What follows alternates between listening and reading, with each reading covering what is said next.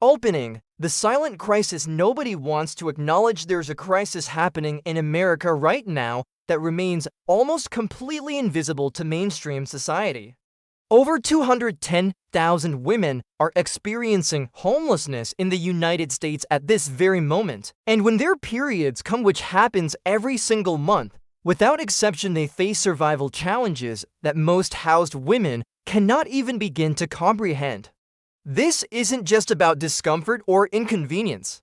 This is about dignity. This is about health. This is about basic human survival when society has completely abandoned you. Nearly 50% of homeless women are forced to make an impossible choice every single month. Do I buy food or do I buy menstrual products?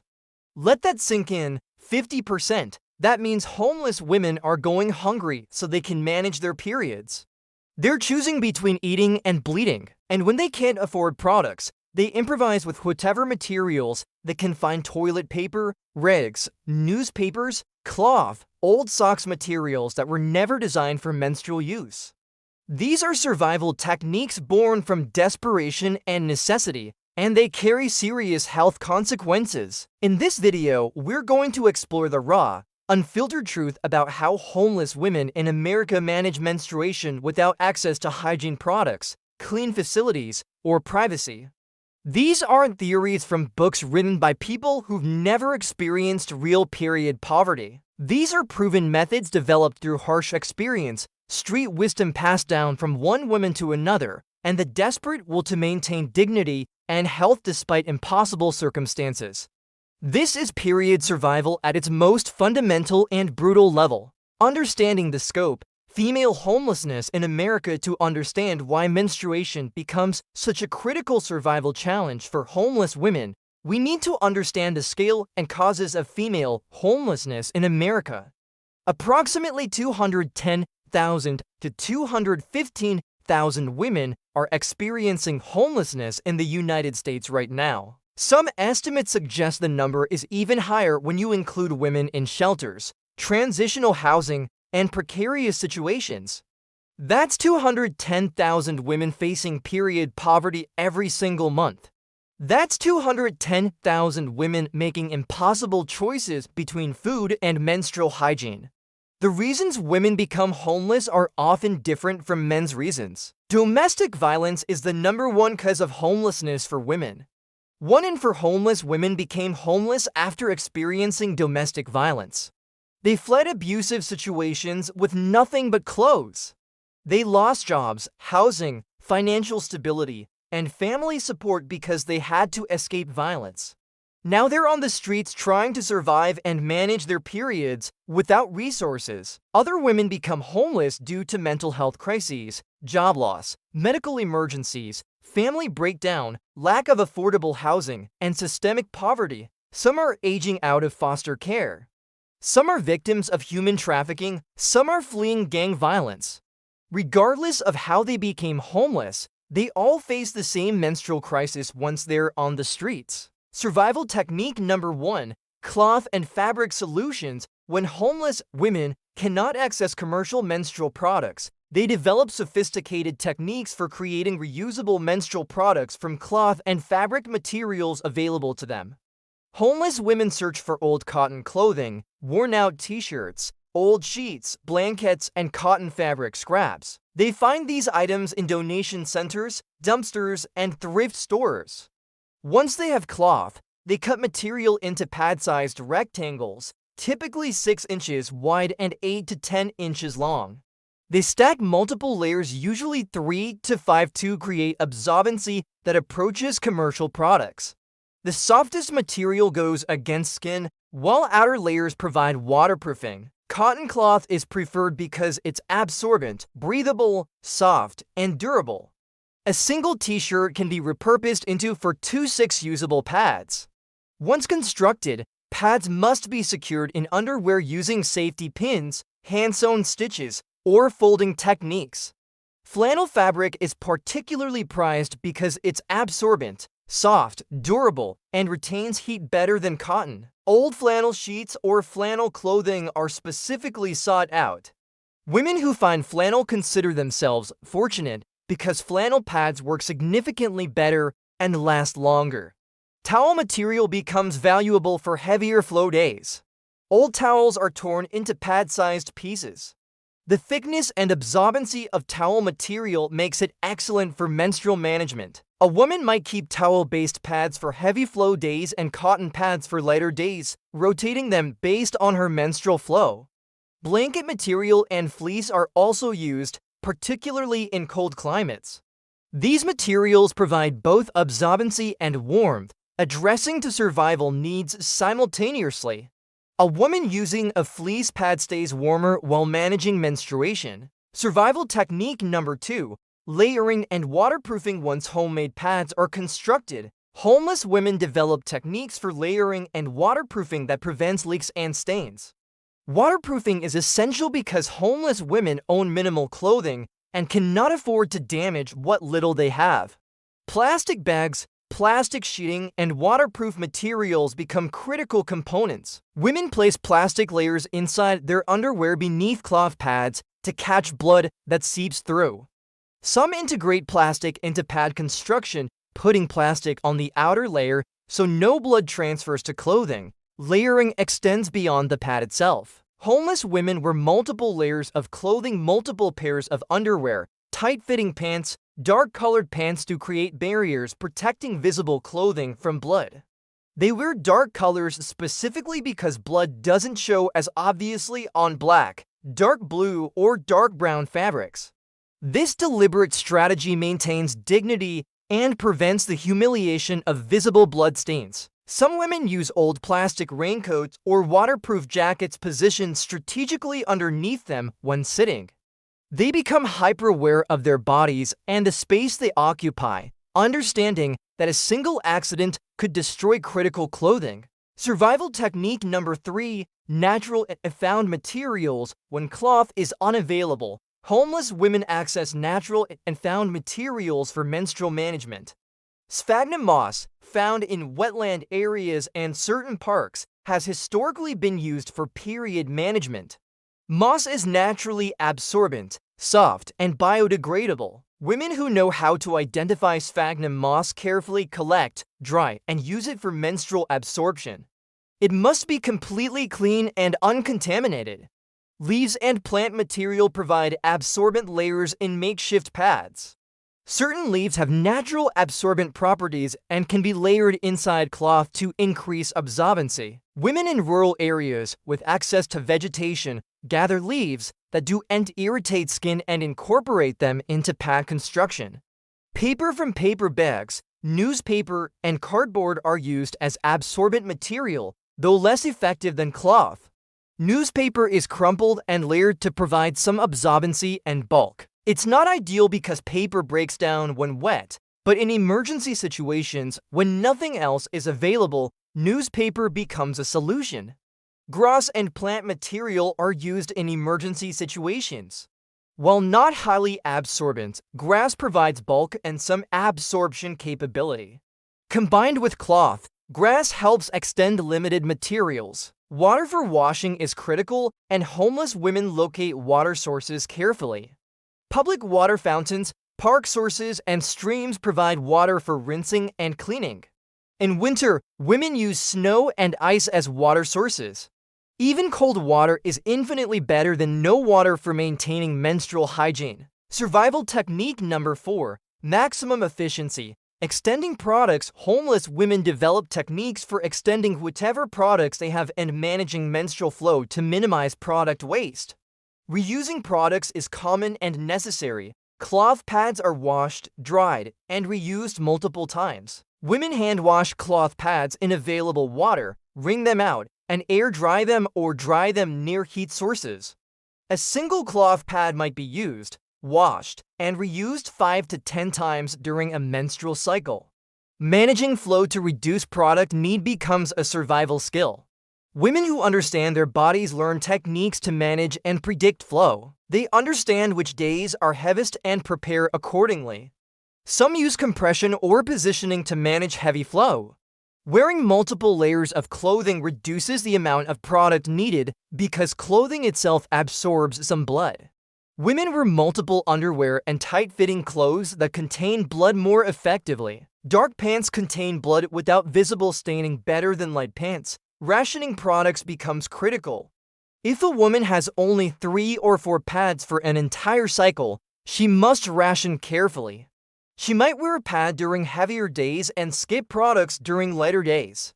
She might rinse and reuse the same pad multiple times daily. This requires intimate knowledge of her body and flow. Survival technique number 5, menstrual cups, the game changer. When homeless women access menstrual cups, they often consider them life-changing tools that dramatically improve their menstrual survival. A menstrual cup is a silicone or rubber cup inserted into the vagina to collect menstrual blood. A single cup lasts 5 to 10 years. It can be worn for up to 12 hours before needing to be emptied. It holds significantly more blood than pads or tampons, meaning fewer changes are needed. For homeless women with limited access to changing facilities and limited access to products, this is revolutionary. The challenge is initial access. Cups cost $20 to $40, impossible for homeless women. However, organizations working with homeless populations increasingly distribute free menstrual cups as harm reduction items. Women who receive cups guard them carefully, understanding their value. Using a menstrual cup on the streets requires creativity. Women need private space to insert and remove the cup.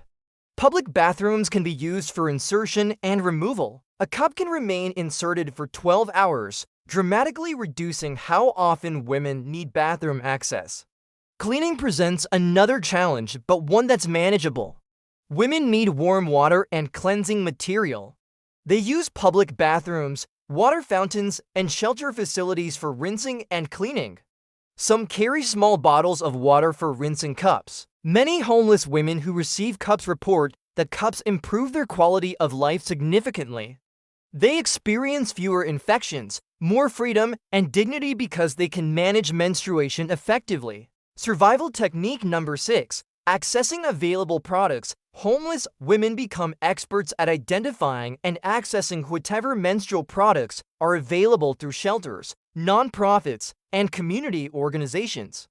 Homeless shelters often provide menstrual products to residents as part of basic hygiene services. Experienced homeless women know which shelters provide these products and time their stays accordingly.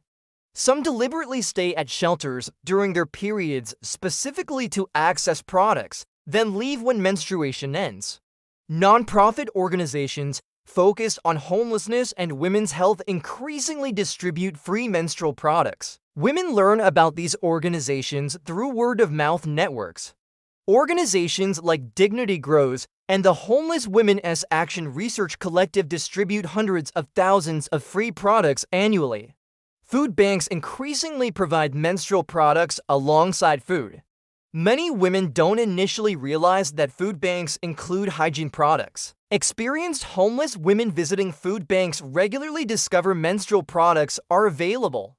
Churches include menstrual products in their assistance programs. Women learn which churches provide these items and include them in their regular support-seeking routes. Many churches provide not just products, but also hot meals and dignity without judgment. Public health departments and sexual health clinics provide free menstrual products to women who visit for other healthcare.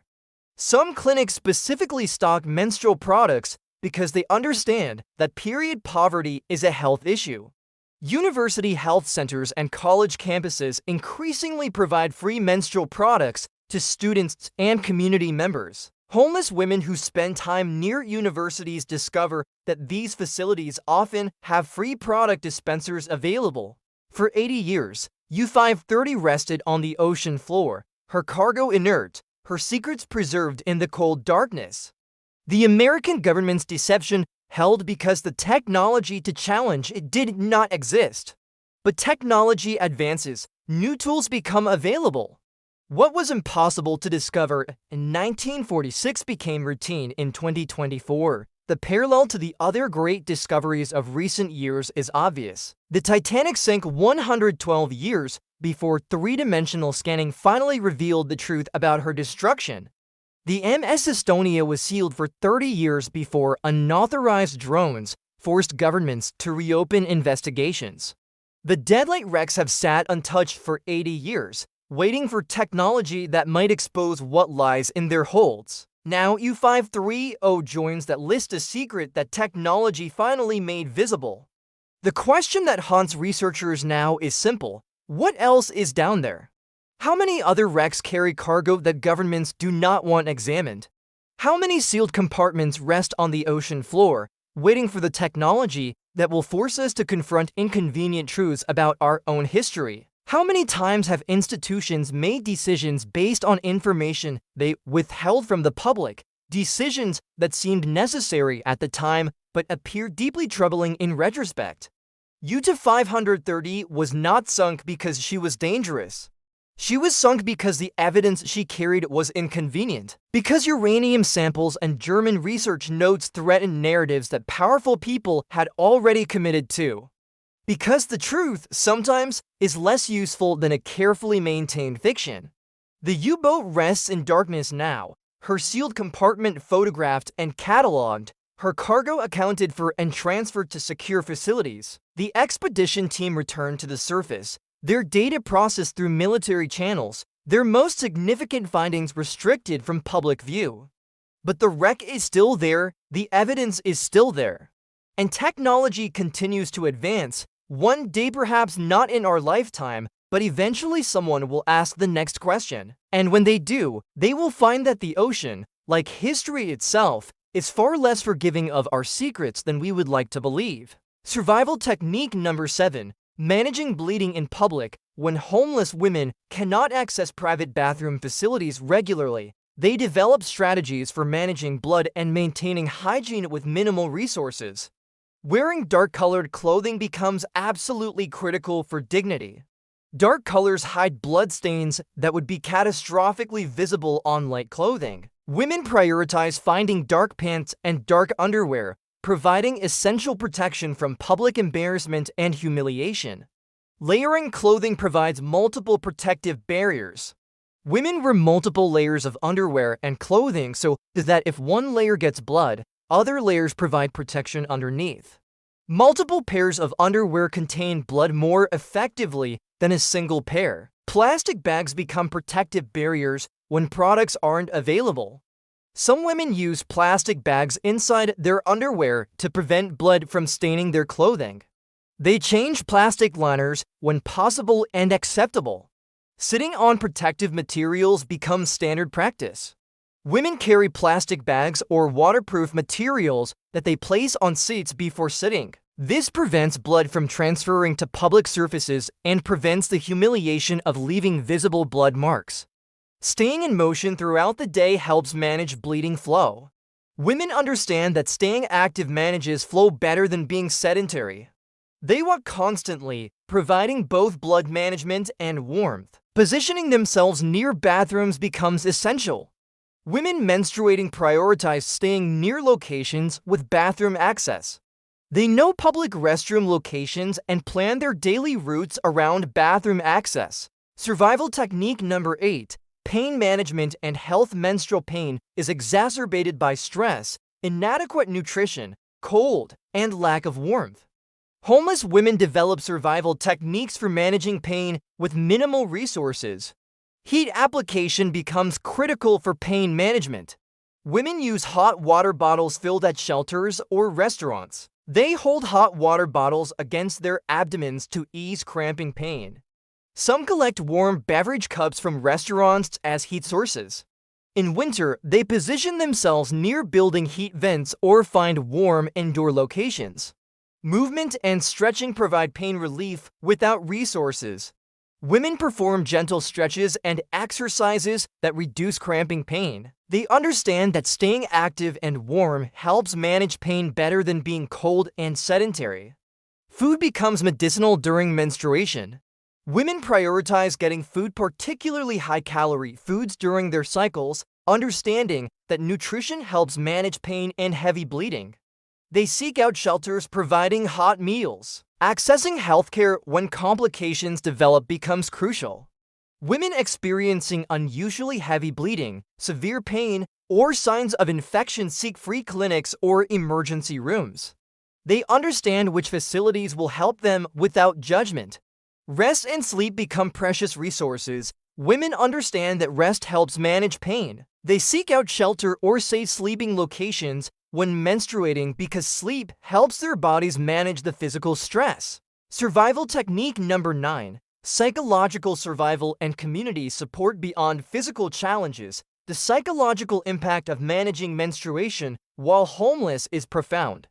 Homeless women face shame, embarrassment, trauma, and depression related to their inability to manage periods with dignity. Community support among homeless women provides critical emotional survival.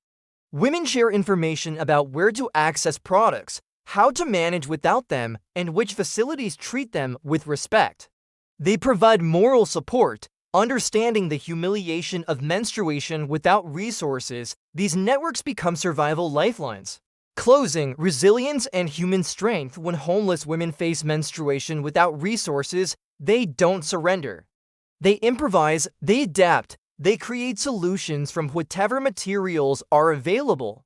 They maintain dignity despite impossible circumstances. They support each other, they survive. The survival techniques in this video represent human ingenuity and resilience in the face of systemic abandonment. Homeless women are experts at survival, creating menstrual management solutions with cloth, natural materials, resourcefulness, and determination. But they should never need to use these techniques. No woman should choose between food and menstrual products. No woman should use newspaper or cloth scraps to manage her period. No woman should suffer shame because she cannot afford products. Understanding how homeless women manage menstruation reveals critical gaps in social support systems and the incredible strength of women facing impossible circumstances. Their survival techniques demonstrate that when basic needs aren't met, people don't collapse, they adapt, innovate, and find ways to maintain health and dignity. The next time you encounter a homeless woman, remember that she likely has survival knowledge that most of us hope we'll never need. She is managing challenges that most housed women cannot imagine. She deserves our respect, support, and advocacy for systemic change that ensures no woman ever has to choose between survival and dignity.